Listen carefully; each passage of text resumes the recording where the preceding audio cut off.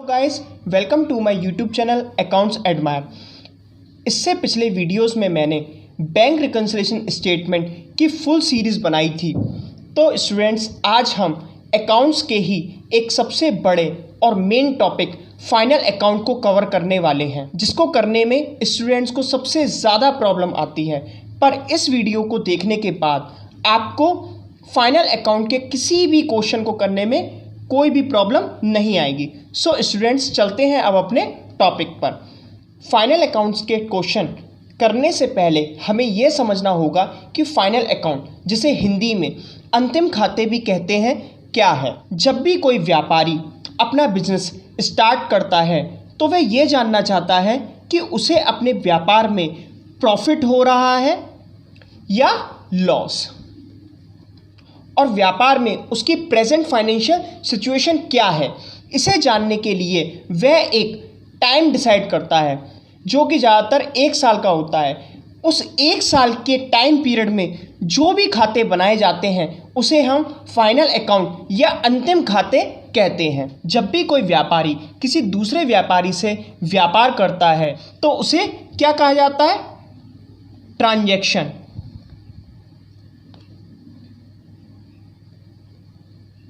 इन्हीं ट्रांजैक्शन की सबसे पहले एंट्री व्यापारी अपनी जर्नल बुक में करता है, जिसे हम रोजनामचा भी कहते हैं। व्यापारी रोजनामचा में एंट्री करने के बाद ये सारी एंट्री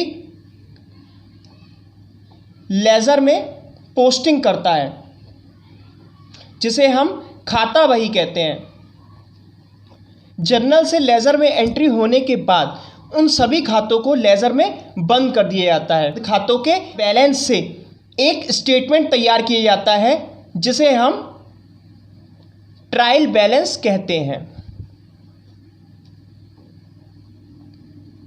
जिसे हिंदी में तलपट भी कहा जाता है। जब सभी अकाउंट्स के बैलेंस ट्रायल बैलेंस में नोट डाउन कर लिए जाते हैं, उसके बाद इन सभी बैलेंस से फाइनल अकाउंट तैयार किए जाते हैं, जिसे हम अंतिम खाते भी कहते हैं।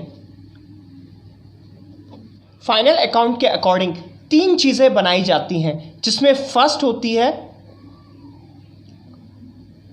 ट्रेडिंग अकाउंट, जिसे हम व्यापार खाता भी कहते हैं। दूसरा होता है प्रॉफिट एंड लॉस अकाउंट, जिसे हम लाभ हानि खाता भी कहते हैं। इसके बाद तीसरी चीज़ बनाई जाती है बैलेंस शीट,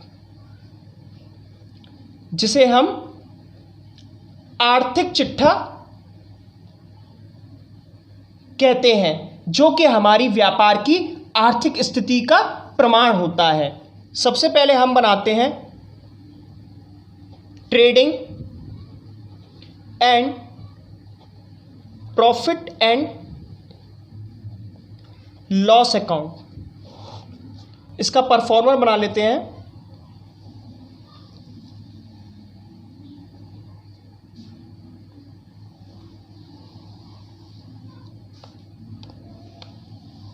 जब भी आप ट्रेडिंग एंड P&L बनाएंगे तो आपको ट्रेडिंग एंड P&L बनाने से पहले क्वेश्चन में ट्रायल बैलेंस दिया होगा। उस ट्रायल बैलेंस की हेल्प से ही आप ट्रेडिंग एंड P&L बना पाएंगे। इधर लिख देते हैं पर्टिकुलर अमाउंट, पर्टिकुलर्स अमाउंट। आपको ट्रेडिंग एंड P&L कहाँ से बनाना है?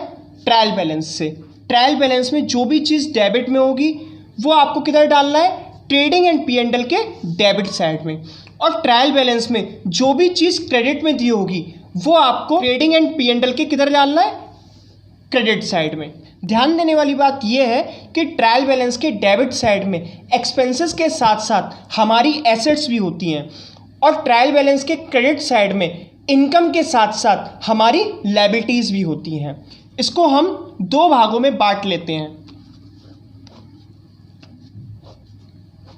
यहाँ से यहाँ तक बनाया जाएगा ट्रेडिंग अकाउंट, और इससे नीचे बनाया जाएगा पी एंड एल अकाउंट। जो भी हम एक्सपेंसेस करते हैं उन एक्सपेंसेस में सबसे पहले यहाँ पर लिखा जाएगा टू ओपनिंग स्टॉक, यहाँ फिल कर देंगे। सेकंड लिखा जाएगा टू परचेस। अब जब हमने परचेस किया तो हमारा माल कुछ ख़राब भी आ जाता है या कुछ टूट फूट हो जाती है तो उस माल को हम लौटा देते हैं, जिसे हम परचेस रिटर्न के नाम से शो करते हैं। इसी तरह इनकम साइड हमारी फर्स्ट हेडिंग होगी सेल्स की, कितना माल हमने बेचा। अब जो भी माल हमने बेचा, कभी कभी माल रास्ते में टूट भी जाता है, कोई ख़राबी भी हो जाती है, तो वो माल कस्टमर द्वारा रिटर्न कर दिया जाता है, तो उसको हमें शो करना होता है सेल्स रिटर्न के नाम से। सेकेंड हेडिंग आती है इसमें बाय क्लोजिंग स्टॉक। ध्यान देने वाली बात यह है कि ट्रेडिंग अकाउंट में जितने भी खर्चे आते हैं वो सब माल के उत्पादन संबंधी खर्चे होते हैं, जैसे to wages, to factory rent, to coal gas water, to freight. Trading में हमेशा फैक्ट्री से रिलेटेड खर्चे आते हैं। जब भी कोई खर्चा फैक्ट्री का होगा वो सब ट्रेडिंग अकाउंट में आता है, और ऑफिस से रिलेटेड खर्चे पी एंड एल अकाउंट में आते हैं। जैसे पी एंड एल में क्या आ सकता है, to rent, to advertisement, to discount, to carriage, to salary. जो ऑफिस से रिलेटेड खर्चे होंगे वो सारे के सारे खर्चे पी एंड एल अकाउंट में आते हैं। सिंपल वे में समझिए, सभी डायरेक्ट एक्सपेंसेस ट्रेडिंग अकाउंट में और सभी indirect expenses P and L account में। सारी डायरेक्ट इनकम ट्रेडिंग अकाउंट में और सारी indirect income P and L account में। जैसे इनडायरेक्ट इनकम हमारी कौन कौन सी होती है, कमीशन, बाय रेंट। अब आप कहेंगे कि सर आपने तो 3 रेंट लिख दिए। समझिए, फैक्ट्री रेंट, ओनली रेंट और रेंट रिसीव्ड। बाय डिस्काउंट, अब डिस्काउंट भी 2 टाइम्स आ गया, डिस्काउंट और डिस्काउंट। जब डिस्काउंट क्वेश्चन में डेबिट लिखा आ जाएगा या पी एंड एल के डेबिट साइड में होगा तो उसे हम डेबिट में लिख देंगे, और ट्रायल बैलेंस के क्रेडिट साइड में होगा तो उसे हम क्रेडिट में लिख देंगे। आपको बस इतना सा समझना है, जो भी ट्रायल बैलेंस में डेबिट की चीज़ें होंगी वो सब आपको डेबिट में ही डालनी है, और जो भी चीज़ें क्रेडिट में होंगी वो सब आपको क्रेडिट में ही डालनी है।